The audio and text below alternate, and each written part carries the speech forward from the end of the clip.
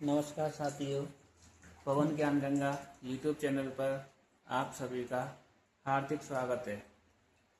आज हम कक्षा 7 की पाठ्य पुस्तक बसंत भाग 2 के पाठ 3 कठपुतली, जो एक कविता है, उसके क्वेश्चन आंसर देखेंगे। आइए देखते हैं। पहला क्वेश्चन, कठपुतली को गुस्सा क्यों आया? इसका आंसर है, कठपुतली को गुस्सा इसलिए आया क्योंकि वह हमेशा दूसरों के इशारों पर नाचती है। वह स्वतंत्रता पूर्वक रहना चाहती है। वह धागों में बंधी होने की गुलामी से तंग आ चुकी है।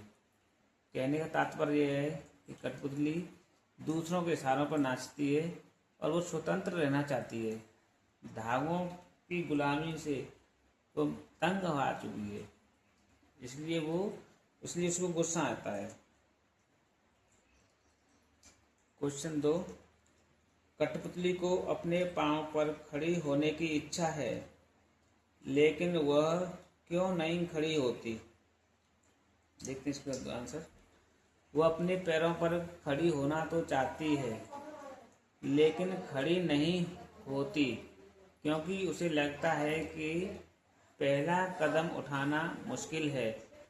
उसे अपने पैरों पर खड़े होने की शक्ति पर पूरा भरोसा नहीं है और बाकी सभी कठपुतलियों की जिम्मेदारी का डर भी उसके मन में है।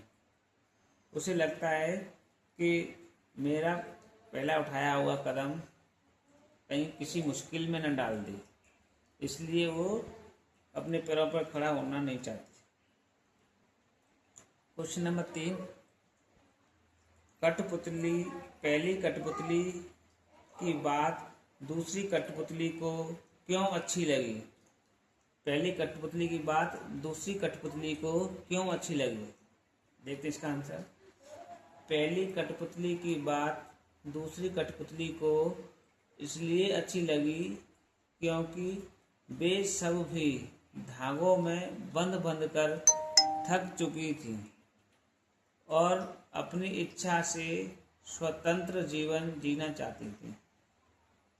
मतलब पहली कठपुतली ने जब बात कही तो दूसरी कठपुतली भी इस बात से सहमत हो गई थी, अच्छी लगी उसकी बात, क्योंकि वो भी धागों में बंद करके थक गई थी, परेशान हो गई थी और वो अपनी स्वतंत्रता पूर्वक जीवन जीना चाहती थी, इसलिए उनको अच्छी लगी।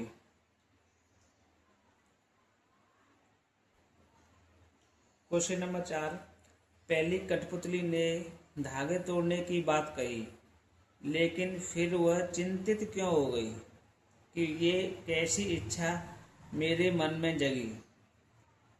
तो देखते इसका आंसर शब्द दिए, विचार देना था, तो उसमें उसका सबसे अच्छा सटीक विचार करना है।